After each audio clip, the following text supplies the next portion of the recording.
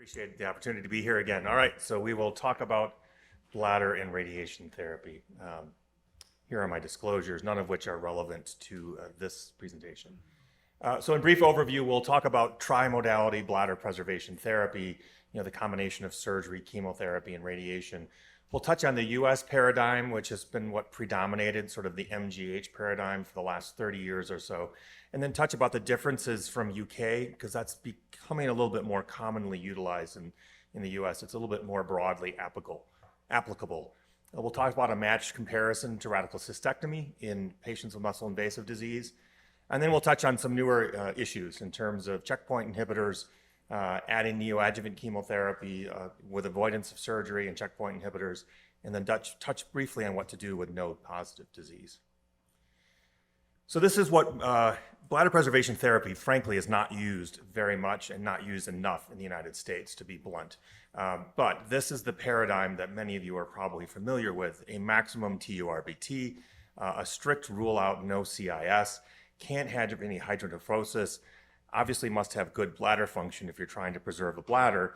And then typically the North American strategy was, about 2/3 of the radiation and chemo, and then assessment, and then an immediate cystectomy if they haven't had a complete response. Why did we do this, frankly, Bill Shipley at MGH?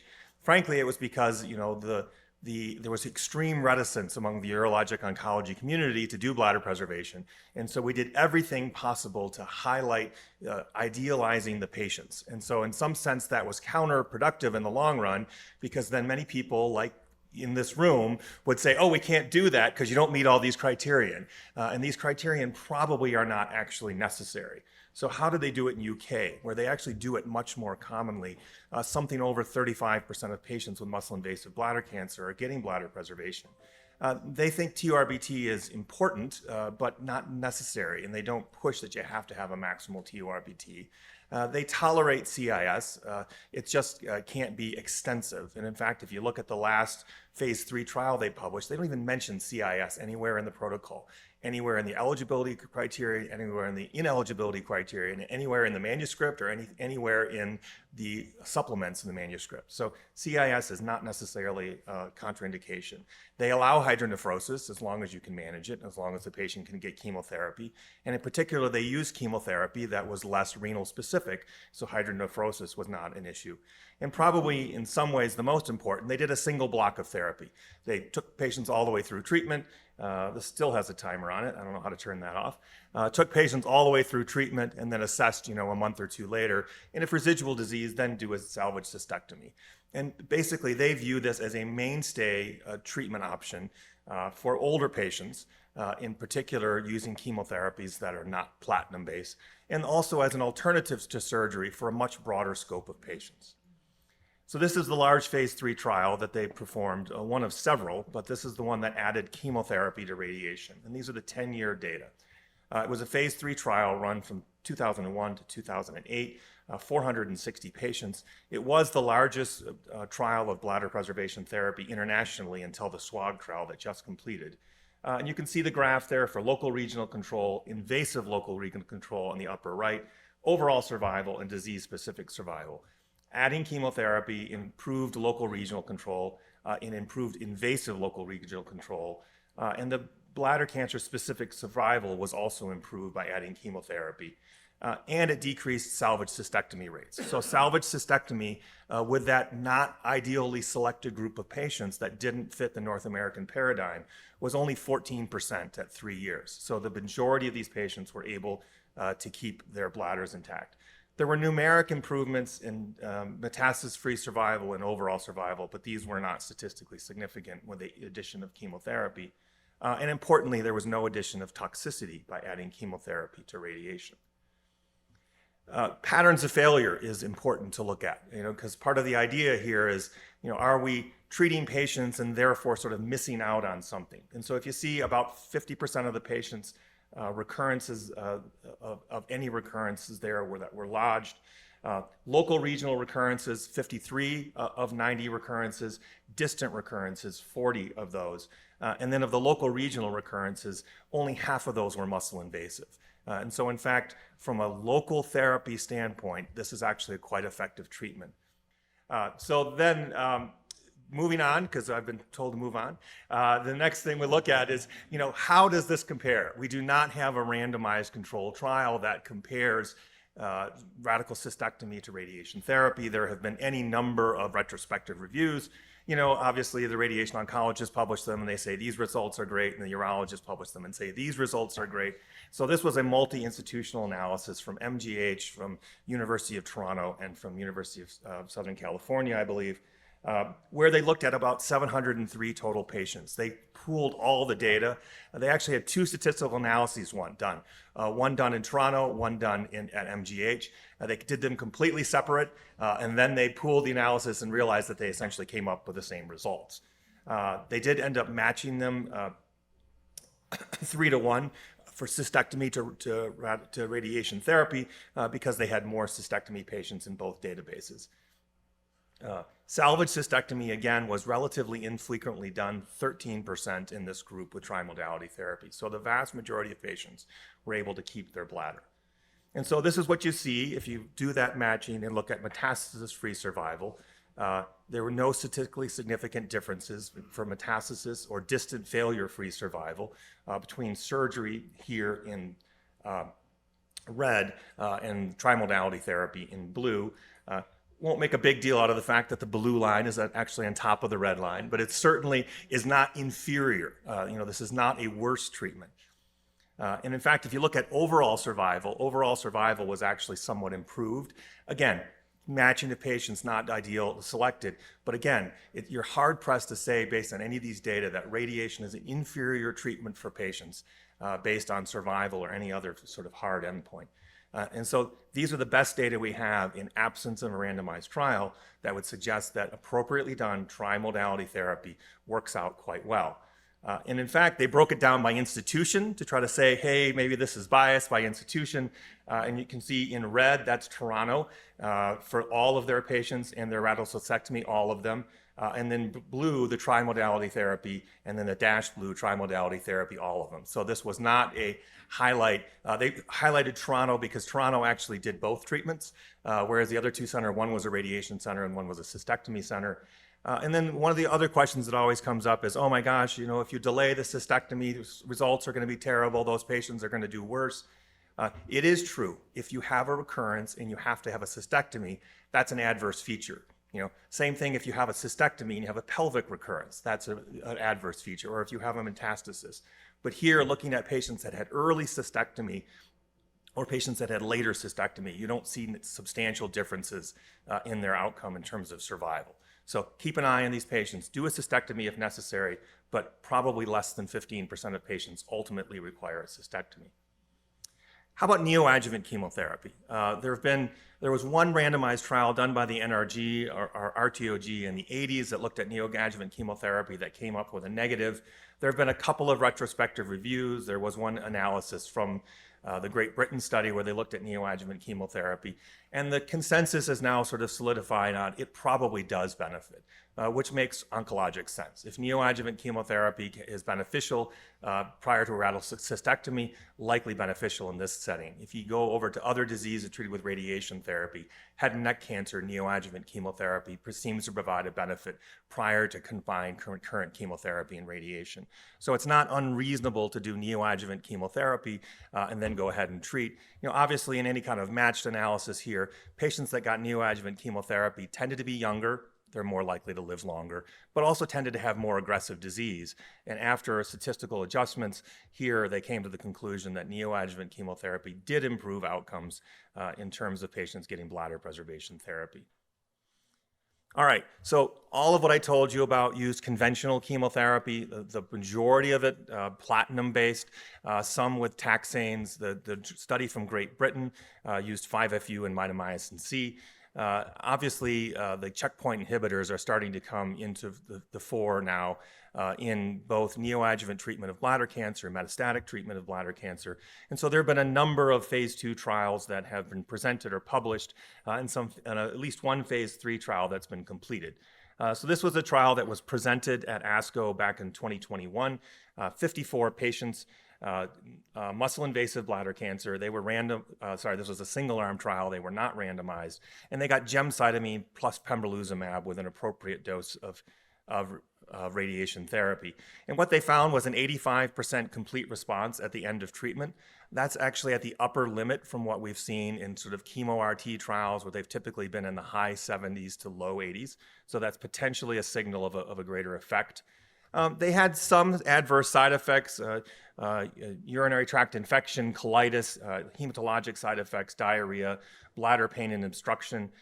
3 patients, 6% did have grade 3 GI toxicity, and 1 patient did have a colonic perforation, which is a little bit uncommon and does suggest that maybe this combination of gemcitabine and radiation and pembrolizumab might be slightly on the edge of what we're comfortable with. And there's their bladder intact disease-free survival plotted out to 3 years, which was quite good. And then their metastasis-free survival, also quite good. Patients still do metastasize. This is still muscle-invasive bladder cancer, which is an aggressive disease. There was a second trial that was presented also at interim at the ASCO GU meeting. This used a more conventional radiation of 1.8 Gray fractions, tislelizumab given as a single agent, not with chemotherapy. And they found, again, path CR rate of 85% at the end of treatment with patients who got just radiation and atezolizumab, not chemotherapy, and grade 3 side effects were not particularly worrisome. I hope that you were all familiar with this trial, the SWOG NRG intergroup trial, INTACT.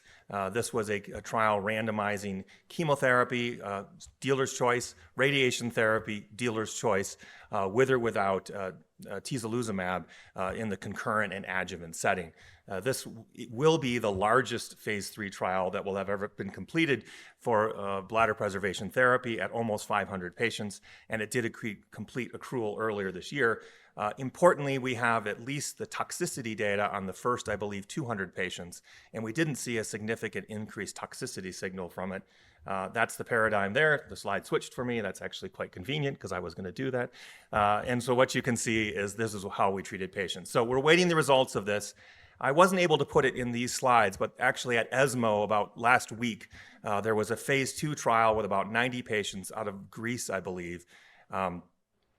Platinum and nivolumab for muscle-invasive bladder cancer randomized, and they had about a 25% improvement in overall survival at 3 years, which seems almost too good to be true. So I'm hopeful that that bodes well for the results of this trial when it becomes available in the next few years. Also like to make note of this trial of concurrent chemotherapy. Oh, sorry, this was it. That's this highlight that it's 100% accrued. All right, how about bladder preservation therapy for muscle-invasive disease without local therapy? This is something that's been tossed about for decades, and the introduction of the checkpoint inhibitors has brought that back to the fore. So the first question, really, is radiation needed?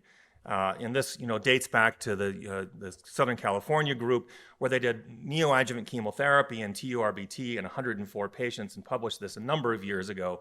And what they found was a complete response rate of 49% at TURBT. And again, compare that to 70 to 80% in the typical bladder preservation era, and up to 85% now in those 2 studies that I showed you that use checkpoint inhibitor. So the clinical CR at the time of TURBT at the end of treatment is probably doubled by adding radiation therapy. They did salvage cystectomy in 66 of these patients for progression. And again, that's compared to 15% in Great Britain and the US, and so much lower if you add radiation therapy. That did lead, however, to this SWOG trial that was done a number of years ago and published in 2009. Neoadjuvant chemotherapy, TURBT, and if you had a clinical complete response in the bladder, you had the option to observe or the option to do a cystectomy. So 77 patients were treated.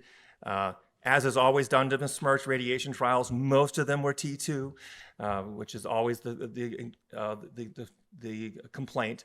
Neoadjuvant paclitaxel, carboplatin, and gemcitabine had a promising 46% clinical T0 rate. This is from the conclusion of the paper.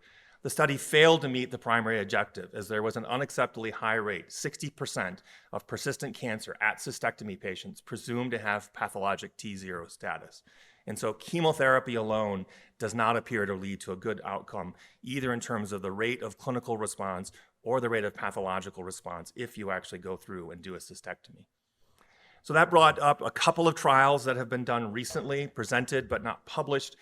This is the Hoosier trial. These were non-selected patients. They got GC plus nivolumab times 4, and then they were evaluated. The clinical CR rate here was actually quite disappointing at only 43%.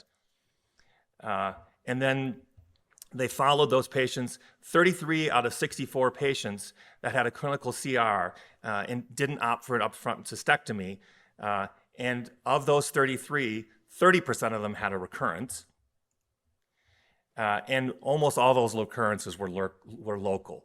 A second trial that was presented at ASCO GU was the RETAIN study. The RETAIN study was risk stratified in terms of particular genetics that was supposed to be favorable to bladder preservation. Again, a small number of patients, 26, a relatively short follow-up. And what they found was any recurrence was 69% of patients, or 18 out of 26, relatively comparable to what the Hoosier Oncology group had seen. Cystectomies done in 30%, and so their bladder intact in a live survival with no metastasis was well less than 50%, even with a genomically selected group of patients that were supposed to be more favorable. And then here is their sort of waterfall plot showing outcomes. And what you can see, of the 10 patients, 38% who proceeded on active surveillance because they had a great clinical response, 8 of those 10 recurred with localized disease. And so, again, localized disease as evaluated at the time of TURBT, we know is not a good outcome of pathologic disease. And from the radiation patients, we know need for salvage cystectomy is well below 20%. And here we're seeing rates that are at least double that with very short follow-up. That does lead us to another trial that just was approved by the CTEP for opening in the cooperative groups. BRIGHT, this has been led by Leslie Bayless, who's a radiation oncologist at Cedars-Sinai. This is going to take patients that have had neoadjuvant chemotherapy and have had a good response, and then allow them to proceed without cystectomy onto a single-arm trial of radiation therapy and immune therapy. And so this is the schematic here. T2 to T4 disease received at least 3 cycles of neoadjuvant therapy. Neoadjuvant therapy is really whatever you want because that's not part of the study. Could include chemotherapy, could include checkpoint inhibitors. They have to have had a TURBT and have found to have minimal disease, clinical T0 or T1 at most. They then progress on to radiation therapy with checkpoint single agent treatment with long-term evaluation. So that should open in the next fall. This is actually the letter from CTEP on September 4th approving moving forward with this trial. All right, in the last minute and a half, we'll talk about what do you do for node-positive disease. If you look at the NCCN guidelines, it's really all over the board. There are all kinds of things available. And really, is local therapy necessary? Is local therapy useful? And if you're going to do local therapy, what local therapy matters? So there's been retrospective data from a number of different centers that have looked at this. Radically treated patients tend to do better than those who are not radically treated, but obviously those are patients who are probably younger, healthier, have a lower volume of disease, have responded better. And so the best data we actually have now is this paper that was published last year from JCO that was from UK. So in the nice thing of a population-based health system, they have a much more comprehensive evaluation of their data. So they looked at a number of centers and had about 300 patients that had clinically node-positive bladder cancer at evaluation and looked at their outcomes. And so first off, and not particularly useful, is those that had radical therapy did do better. I don't know if that's necessarily a cause and effect thing. It's likely patients, again, younger, healthier, lower grade disease, lower volume of disease, but at least it suggests that radical local therapy isn't likely worsening their survival.